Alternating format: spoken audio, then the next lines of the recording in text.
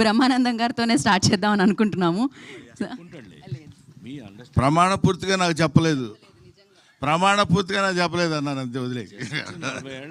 Hello, అందరికీ నా హృదయపూర్వకమైన నమస్కారాలు. సహకుటుంబానాం అంటే మన కుటుంబ సభ్యులందరికీ నా హృదయపూర్వకమైన నమస్కారాలు, పాదాభివందనాలు తెలియజేస్తున్నాను. కొంచెం ఎక్స్ట్రాగా ఉన్నట్టుంది కదా డైలాగు, అయినా ఇక్కడ చెప్పాల్సిన అవసరం ఉంది కాబట్టి చెప్తున్నాను. ముఖ్యంగా ఈ సినిమాకి దర్శకుడు ఉదయించే శర్మ. ఇతను చాలా ఒబిడియంట్గా ఉంటాడు. నిజంగా ఇంత ఒబిడియంట్గా ఉంటాడేమో అనుకుంటాం మనం. సెట్లో అలా ఉండడు. సెట్లో తనకేంది కావాలో అది వచ్చే వరకు పిండుకుని వాళ్ళ చేత యాక్ట్ చేయించేటువంటి ఒక అప్కమింగ్ అద్భుతమైన దర్శకుడు. ఇతని గురించి తర్వాత మాట్లాడుకుందాం, సినిమా హిట్ అయిన తర్వాత మాట్లాడదాం. ఇతని వెనకాల బ్యాక్ బోన్ ఒక అతను ఉన్నాడు. అతని పేరు అర్జున్ సాయి. ఎప్పుడు వెనక నుంచి ఇట్లా తొంగి చూస్తుంటాడు. మరి ఇతని దగ్గర ఏ పవర్ ఉందో తెలియదు, కానీ ఈసారి మనం అసలు ఎవరు చెప్పినా వినకూడదు అనుకునేవాడు కూడా అంతెత్తు అలా చూసేవాడు. అలా అలా అలా చూసి చిన్న మెళ్ళు తాడేస్తే వెనకాల పడి వెళ్ళిపోతుంటాం అనమాట.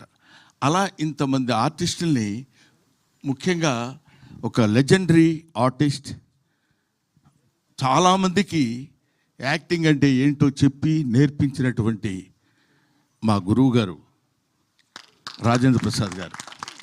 ఈయన అటువంటి నటుల చేత కూడా కావలసిన పద్ధతిలో చేయించుకున్నటువంటి దర్శకులు ఉదయ్ శర్మ, మహాదేవ్ గౌడ్ గారు. దీనికి ఆయన వచ్చారా? మీరేగా. ఇప్పుడు డబ్బులు ఇచ్చారనుకోండి, మీరు అంత మరీ వినయంగా ఎందుకు సార్ ఉంటాం మనం. I wish all the best Nara. నేను అక్కడ ఒకసారి చూశాను, మళ్ళీ నేను ఆ తర్వాత ఇప్పుడే చూడటం, అందువల్ల గుర్తుపట్టలేకపోయాను, ఏమనుకోవద్దు. I wish you all the best. Sahakutumbaanaam cinema చాలా చాలా చాలా బాగుంటుందని నేను మనస్ఫూర్తిగా ఎందుకు కోరుకుంటున్నానంటే, ఇప్పుడు చెప్తున్నాను, ఇందులో నా క్యారెక్టర్ చాలా విచిత్రమైన క్యారెక్టర్. 12 గంటలకి అన్నాం అనుకోండి, 12 to 1 గంట వరకు సంతోషంగా ఉంటా, 1 గంట నుంచి 2 గంటల వరకు కోపంగా ఉంటా. అదేంటో మరి అది విచిత్రంగా కంపోజ్ చేశాడు ఆ క్యారెక్టర్. ఆ టైంలో ఎవరైనా వచ్చినప్పుడు వాడు ఏ వార్త తెచ్చినా సరే నా మూడ్ని బట్టి నేను మాట్లాడతాను. భోజనం చేశారండి అన్నాడు అనుకోండి, కోపంగా ఉన్నాను అనుకో, భోజనం చేయకపోతే గడ్డి తింటావా, ఏం మాట్లాడుతున్నావా నువ్వు అంట. అది మంచి మాట కదా సార్ అనే దాని మీద ఒక అద్భుతమైనటువంటి క్యారెక్టర్ ప్లే చేసి నాకు అది వినిపించి పడేశారు నన్ను. నేను అక్కడ పడిపోయా. ఈ సినిమాలో నా క్యారెక్టర్ యొక్క స్పెషాలిటీ అది చాలా బాగా చేశాడు. ముఖ్యంగా ఈ సినిమాలో హీరో అప్పుడు గడ్డం లేదు, ఇప్పుడు ఉంది, అప్పుడు ఉంది అని ఇంత లేదు. ఈయన ఈ కుర్రాడు బేసిక్గా డాన్సర్, ఫాదర్ కూడా డాన్సర్. సో చాలా ఈజీగా ఇంతమంది అతిరథ మహారథులు ఉన్నటువంటి ఈ సినిమాలో తన క్యారెక్టర్ని చాలా ఈజీగా, చాలా అలవోకగా చేస్తూ, దాన్ని ఏమంటారు మరి, ఎక్కడ ఇబ్బంది కానీ లేకపోతే దాని ఇబ్బంది పడటం కానీ, ఎదుటోళ్ళని ఇబ్బంది పెట్టడం కానీ.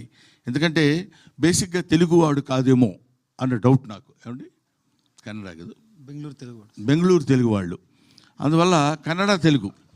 ఈయన ఈ సినిమాలో యాక్ట్ చేసినటువంటి విధానం నాకు బాగా నచ్చింది. హీరోయిన్ రాలేదా? బాగాలేదు అదే. అందువల్ల హీరోయిన్ ఈయన ఇద్దరు కలిసి ఉన్నటువంటి సీన్స్లో నేను యాక్ట్ చేశాను. నాకు చాలా ముచ్చటగా అనిపించింది.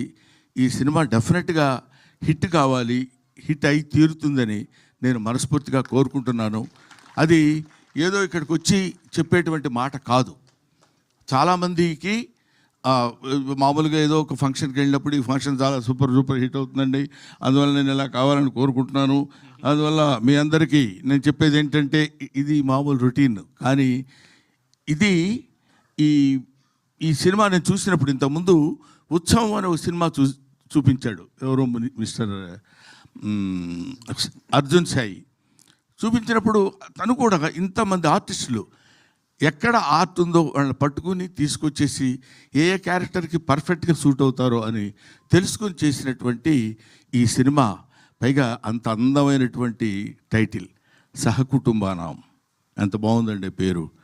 ఎంతకాలం అయింది ఇట్లాంటి పేరు విని అనే ఆలోచన కూడా కలిగించే విధంగా అద్భుతమైనటువంటి సినిమాను నిర్మించిన నిర్మాతలకి, దర్శకులకి, నటీనటులకి నా హృదయపూర్వకమైన నమస్కారాలు తెలియజేసుకుంటూ ఈ సినిమాని మంచి విజయం సాధించే దిశగా మీరు తీసుకెళ్లాలని మిమ్మల్ని కోరుకుంటున్నాను, ప్రేక్షక మహాశైలిని కోరుకుంటున్నాను. Thank you very much. ఏమండి, అది నాకు సంబంధం లేదు. చేయకపోతే మీరు చేస్తే ముందే చేస్తే, కాబట్టి అది మీరు చెప్పండి అమ్మా. Thank you. Thank you Brahmanandam garu, thank you so much. And ఇప్పుడు నటకిరి